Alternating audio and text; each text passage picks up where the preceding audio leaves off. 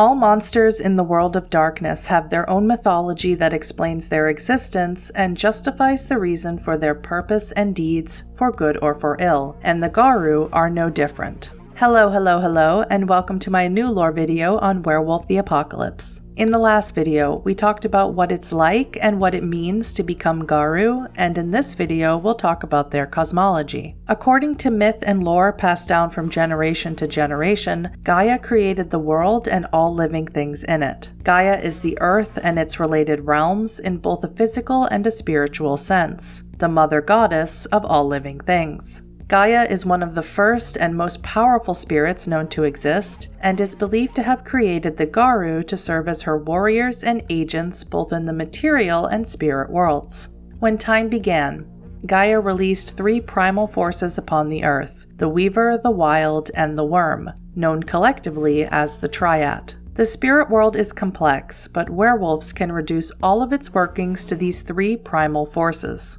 The Weaver created all structure in the world, from the highest mountains to the depths of the oceans. The Weaver gave birth to a host of spirits to preserve order, and Weaver spirits have been known for their predictability, ruthlessness, and determination.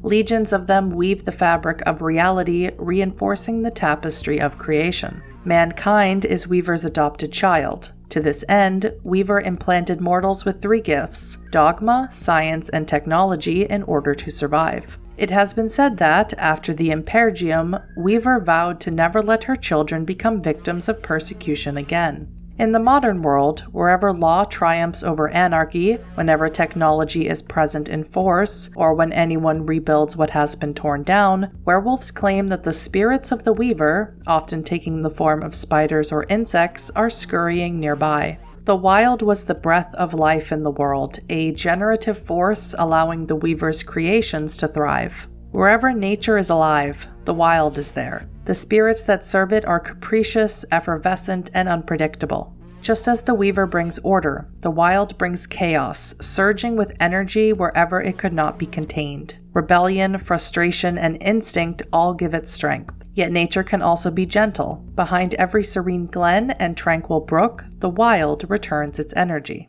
Gaia also created a third force to maintain the balance between order and chaos, between the Weaver and the WYLD, called the Wyrm. Once, according to the Garou, the Wyrm was the force of balance in the world, but no longer. Many Garou believe that the Weaver is primarily to blame for the imbalance in the Triat. Their mythology states that the Weaver grew tired of its order being destroyed by the Wyrm, and spun its webs to imprison the Wyrm and end its destruction. This imprisonment drove the Wyrm mad and caused it to begin destroying everything, rather than just those things whose time has ended.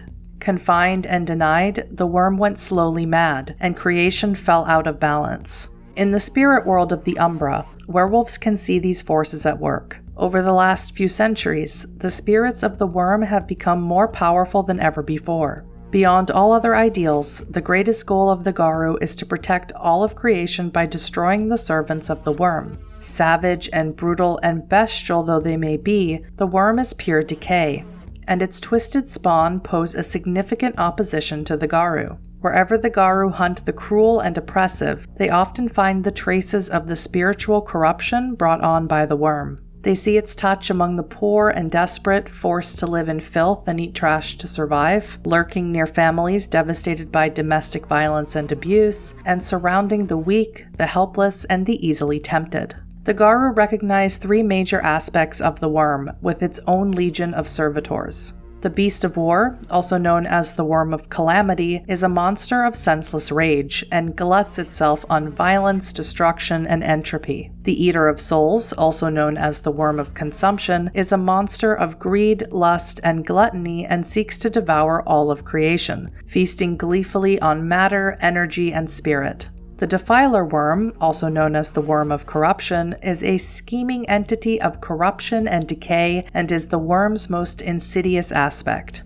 We will discuss the Wyrm and its minions further in a future video, but it should be noted here that some Garou believe that the real enemy is not the Wyrm, but the Weaver. After all, it is the Weaver that is responsible for the largest human cities, and the primal force that first drove the Wyrm insane, bringing her own brand of suffering on the world as she continues her mad designs. Most older Garou are horrified by this idea, some even refusing to send packs to investigate the Weaver's activities. But still, a new generation of cubs has dedicated itself to shredding the Weaver's webs, regardless of what their elders might believe. But fighting the Weaver is more complicated than it may seem. Crude tactics don't work. Outright anarchy and wholesale destruction may damage the Weaver's influence, but strengthen the worms. The Weaver's minions are often coldly intelligent, well-organized, and technologically well-equipped. That's not even to mention that packs rarely earn renown for fighting the Weaver as compared to those they earn for opposing the worm, even if the danger is very similar. And yet, in modern knights, the danger of the Weaver's minions simply cannot be denied. While the Garou fight battles against the minions of primal spirits, the WYLD is diminishing, being squashed out by the Weaver and destroyed recklessly by the worm. In the next Werewolf the Apocalypse lore video, we'll talk about Garou society.